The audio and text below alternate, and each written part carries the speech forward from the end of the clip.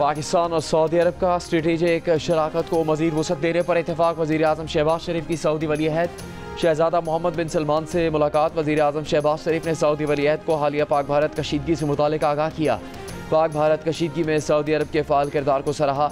वज़ीर आज़म ने कहा, जनूबी एशिया में पायदार अमन सिर्फ बातचीत से मुमकिन है। दोनों रहनुमाओं का आलमी अमन और खत्ते में इस्तेहकाम के लिए मिलकर काम करने पर इत्तेफाक। वज़ीर आज़म शहबाज शरीफ ने आज़मीन हज और हरमैन शरीफैन की खदमत पर सऊदी क़यादत का शुक्रिया अदा किया। सऊदी वली अहद ने दौरे पाकिस्तान के लिए वज़ीर आज़म की दावत कबूल कर ली। मुलाकात में नायब वज़ीर आज़म इसहाक डार और फील्ड मार्शल सैयद आसिम मुनीर की भी शिरकत। वज़ीर आज़म की सऊदी वली अहद के ज़ोराने में भी शिरकत। सऊदी वली अहद ने वज़ीर आज़म शहबाज शरीफ का खुसूसी इस्तकबाल किया। खुद गाड़ी चलाकर वज़ीर आज़म को ज़ोराने में लेकर आए। ज़ोराने में मशरिक़ वस्ता के अहम रहनुमाओं समेत सऊदी काबीना के अरकान और आला सऊदी सिविल और अस्करी क़यादत भी शरीक हुई। वज़ीर आज़म शहबाज शरीफ सऊदी अरब का दौरा मुकम्मल करके वतन रवाना हो गए।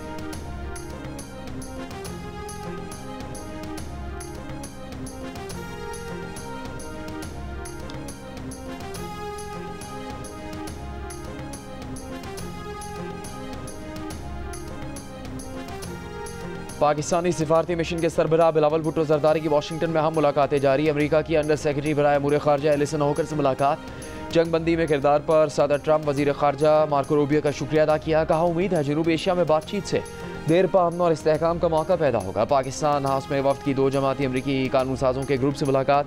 पाकिस्तानी सफ़ीर रिजवान सईद के इशाए में अरकान कांग्रेस जैक बर्गमैन, टॉम सूजी, रियाज जिमके, मैक्सन वाटर्स, एल ग्रीन और दीगर की शिरकत। बिलावल भुट्टो जरदारी ने खत्ते में अमन और इस्तेहकाम की अहमियत को उजागर किया।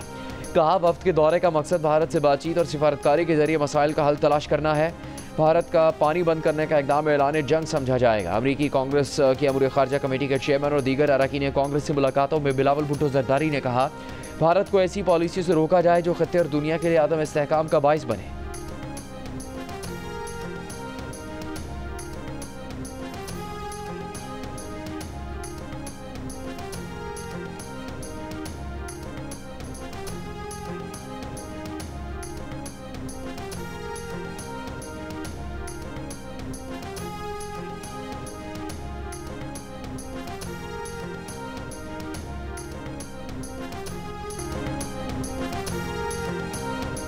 ईद पर समंदर का रुख करने की तैयारियां करने वालों का मज़ा किरकिरा। कराची में दफ़ा 144 के तहत समंदर में नहाने पर पाबंदी आयद। इतलाक 13 जून तक होगा। नोटिफिकेशन के मुताबिक पाबंदी समंदर में तुग़यानी और ऊंची लहरों के बाइस लगाई गई।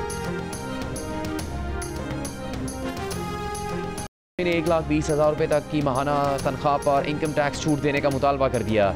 अमीर जमात इस्लामी हाफिज नईम उर रहमान ने कहा है कि महंगाई बढ़ती जा रही है और टैक्स में इजाफे से तनख्वाह कम होती जा रही है। तनख्वाहदारों से 499 अरब रुपये और पूरे मुल्क में 50 एकड़ से ज़्यादा ज़मीन रखने वालों से सिर्फ 4 अरब रुपये टैक्स लिया गया। महंगाई में कमी के हुकूमती दावे पिघल चुके।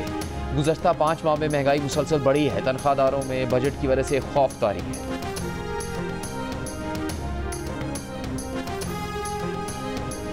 विफाक सूबों को वसाइल नीचे तकसीम करने पर मजबूर करे वरना हमारा फैसला करे। सरबराह MQM खालिद मकबूल सिद्दीकी का मुतालबा।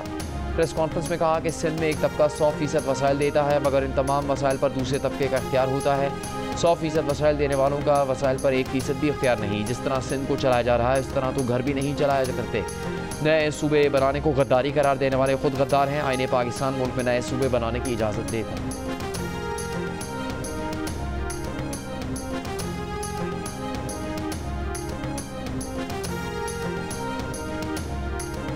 पाकिस्तान में लाखों मजदूरों को कम उजरत के बायस अपने खानदान को खाना खिलाने या बिजली का बिल अदा करने जैसे मुश्किल फैसलों के दरमियान चुनाव करना पड़ता है। इंसानी हकूक कमीशन ऑफ पाकिस्तान की रिपोर्ट। हुकूमत से बजट में मजदूरों के हकूक का भी ख्याल रखने की अपील। गुजारे लायक उजरत का मुकदमे के उन्वान से जारी रिपोर्ट के मुताबिक पाकिस्तान में 6 रुकनी खानदान को खुराक, रिहाइश, यूटिलिटी, सेहत और तालीम के लिए माहाना 75,000 रुपये से ज़्यादा दरकार होते हैं। लाखों मजदूर इससे कहीं कम कमाते हैं।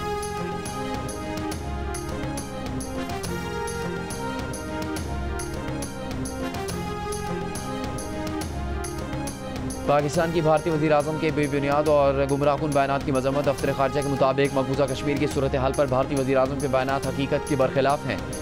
जम्मू कश्मीर आलमी सतह पर तस्लीम शुदा मतनाज़ इलाका है। मकबूजा कश्मीर का हतमी फैसला अक़वाम मुत्तहिदा की करारदादों के मुताबिक होना है।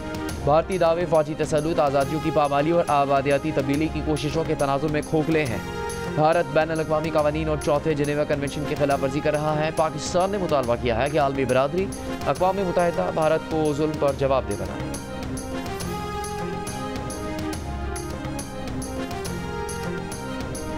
बांग्लादेश में इंतखाबात अप्रैल 2026 में मुनक़िद होंगे। अबूरी हुकूमत के सरबराह मोहम्मद यूनुस ने कौम से खिताब में ऐलान कर दिया।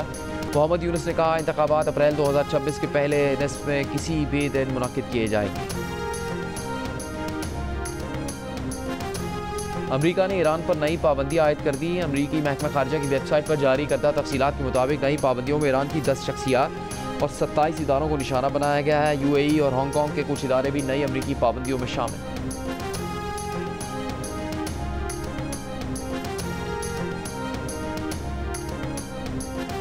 गाजा में इमदादी मरकज़ पर फायरिंग, दर्जनों फ़लस्तीनी शहीद। अमरीकी नशरियाती इदारे की तहकीकाती रिपोर्ट के मुताबिक जनूबी गाजा के इलाके रफ़ा में इतवार को इमदादी मरकज़ के करीब फ़लस्तीनी शहरियों पर फायरिंग इसराइली फ़ौज ने की, जिसमें कम से कम 31 फ़लस्तीनी शहीद और दर्जनों ज़ख्मी हो गए। वीडियोज़ और माहिरीन की तज्जियाती रिपोर्टों के मुताबिक गोलियों का तसलसल, आवाज़ें और बरामदशुदा गोलियाँ इसराइली फ़ौज की मशीन गनों से मुताबिकत रखती हैं। इसराइली फ़ौज ने पहले इनकार किया मगर बाद में एतराफ़ किया। मुश्तबा अफराद पर 1 किलोमीटर दूर से वार्निंग शॉट्स फायर किए गए थे। नसर अस्पताल के डॉक्टर्स ने बताया कि बेशतर गोलियां सर और सीने में लगी।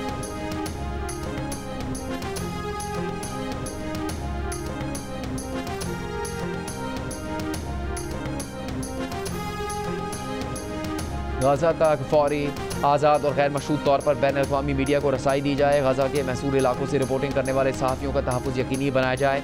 सहाफ़ियों की आलमी तंजीमों का मुतालबा, reporters without borders, committee to protect journalist समेत मीडिया और आज़ादी सहाफ़त की 100 से ज़्यादा तंजीमों ने खुले ख़त में कहा कि इसराइली हुकाम ने 20 माह से आलमी सहाफ़ियों के गाजा में दाखिले पर पाबंदी आयद कर रखी है। इसराइली हमलों में अब तक तकरीबन 200 सहाफ़ी मारे जा चुके हैं, बहुत से ज़ख्मी हैं। गाजा के मकामी सहाफ़ियों को फाका कशी, बेघरी का सामना है और जान के ख़तरात लाहक है। ये प्रेस की आज़ादी और मालूमात के हक़ पर बराह रास्त हमला है। आलमी रहनुमा, हुकूमतें और इदारे गाजा में आलमी सहाफ़ियों की रसाई, आज़ादाना रिपोर्टिंग करने की इजाज़त और इंसानी इमदाद की रसाई यकीनी बनाने के लिए इक़दाम करें।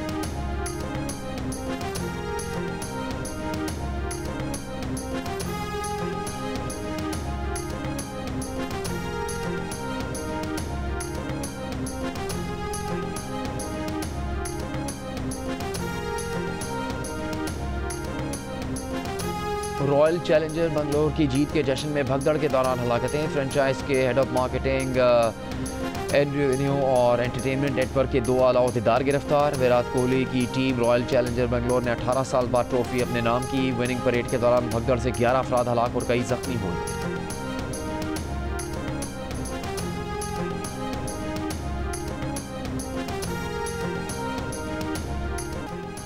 सऊदी अरब, मुत्तहदा अरब अमारात और दीगर खलीजी रियासतों में ईद उल अज़हा आज मनाई जा रही है। मस्जिद उल हराम, मक्का मुकरमा और मस्जिद नबी मदीना मुनव्वरा में नमाज ईद के बड़े इज्तिमात। पाकिस्तानियों समेत लाखों अफराद की शिरकत। अबू धाबी, दुबई, शारजा और दीगर अमाराती रियासतों में नमाज ईद के इज्तिमा। दुबई के इलाके अल-क़सस में सबसे बड़ा इज्तिमा हुआ।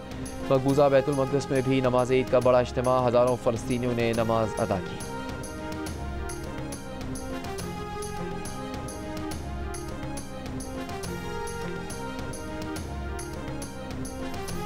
हुज्जाज कराम का बड़े शैतान की रमी के बाद कुर्बानी का सिलसिला जारी। बड़ी तादाद में हुज्जाज ने सर मुंडवाकर एहराम खोल दिए। एक और फरीज़े की अदायगी यानी तवाफ़ ज़ियारत के लिए खाना काबा पहुँचने लगे। तवाफ़ ज़ियारत और सई के बाद हाजी दोबारा मिना के खैमों में रात गुजारेंगे। कल तीनों शैतानों को कंकरियाँ मारेंगे।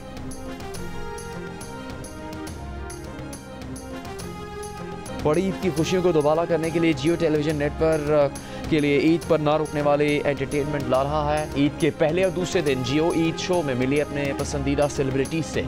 तीनों दिन एक्शन, रोमांस और मस्ती के साथ ब्लॉकबस्टर मूवीज तहलका मचाएंगी। टेलीफिल्म्स, ड्रामा सीरियल्स और स्पेशल मिनी सीरियल दूसरा चेहरा भी आपके लिए पेश की जाएगी।